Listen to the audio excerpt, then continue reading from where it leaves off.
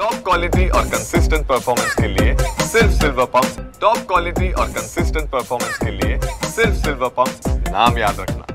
जम्मू काश्मीरच्या पहलगाममध्ये काल जर आपण पाहिलं तर आतंकवादी हल्ला झाला आणि या आतंकवादी हल्ल्यामध्ये 28 पर्यटकांचा मृत्यू झालेला आहे। सोबतच अमरावतीमधील अनेक पर्यटक जर आपण पाहिलं तर पहलगामला गेलेले होते। सध्या श्रीनगर जम्मूमध्ये जवळपास 100 पर्यटक जे आहेत ते अटकलेले आहेत अमरावतीचे आणि त्याच पार्श्वभूमीवर अमरावती जिल्हाधिकारी कार्यालयाच्या वतीने आपत्ती व्यवस्थापन कक्ष जो आहे तो उभारण्यात आलेला आहे आणि या ठिकाणी टोल फ्री क्रमांक जाहीर करण्यात आला आहे, ज्याच्या माध्यमातून पर्यटक या ठिकाणी संपर्क करून जे आहे ते मदत मागत आहे। आपण दृश्यांमध्ये बघू शकतो या ठिकाणी हे 3 महत्त्वाचे नंबर जिल्हाधिकारी कार्यालयाच्या वतीने जाहीर करण्यात आलेले आहे। या ठिकाणी लिहिलेले आहेत, पहलगाम येथे दहशतवाद्यांनी हमला केला असून या ठिकाणी पर्यटक अडकले असल्याची जबाबदारी आणि त्याबाबतची माहिती मिळाल्यास नागरिकांनी खालीलप्रमाणे हेल्पलाईनवर जो आहे तो संपर्क करण्याचं आवाहन करण्यात आलेलं आहे। या ठिकाणी आपण बघू शकतो जिल्हाधिकारी कार्यालयाचा नंबर या ठिकाणी देण्यात आलेला आहे।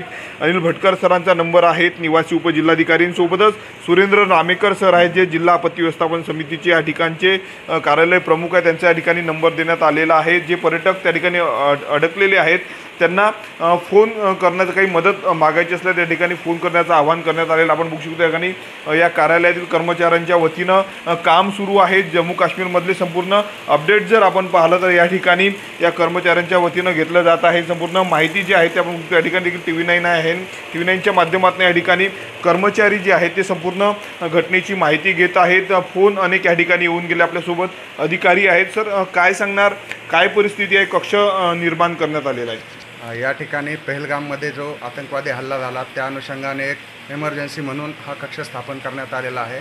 त्याची प्रेस नोट वगैरे आपण जारी केलेली आहे। आत्तापर्यंत ट्रॅव्हल एजन्सीमार्फत लोकांना संपर्क झालेला आहे, ते सगळे लोक सुरक्षित आहेत आणि हे आहेत, स्वस्त आहेत। आत्तापर्यंत कोणताही असा अनुचित प्रकार या ठिकाणी घडलेला नाही। अमरावतीतले जे अधिकारी वगैरे किंवा जे सामान्य नागरिक जे ह्याच्यासाठी गेलेले आहेत पहलगामला पर्यटनासाठी ते सुखरूप असल्याचं आत्तापर्यंत समजतं। तर जवळपास किती पर्यटक असल्याची माहिती तुम्हाला मिळाली आणि आता आणण्यासाठी काही उपाययोजना सुरू आहेत का?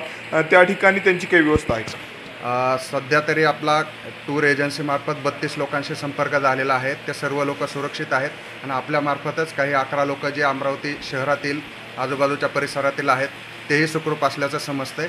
आम्ही या कंटिन्यू त्या ट्रॅव्हल एजन्सी आणि संबंधित यंत्रणेशी संपर्कात आहोत आणि सद्यस्थितीत कुणीही असा कोणताही प्रकार ते सगळे सुखरूप असल्याचं त्यांनी कळवलेलं आहे। नक्कीच आपण बघू शकतो जिल्हा आपत्ती व्यवस्थापनाच्या वतीनं या ठिकाणी कक्ष उभारण्यात आलेला आहे आणि या ठिकाणी जम्मू काश्मीरमध्ये अडकलेले पर्यटक फोन करत आहेत, त्यांचे नातेवाईक फोन करतात आणि त्यांना या ठिकाणावरनं जे आहे ते धीर दिला जात आहे, माहिती दिली जाते। अमरावती जिल्ह्यातले जेवढे काही पर्यटक होते ते पर्यटक आता सुरक्षित असल्याची माहिती समोर आलेली आहे। स्वप्नील उमाप, TV9 मराठी, अमरावती।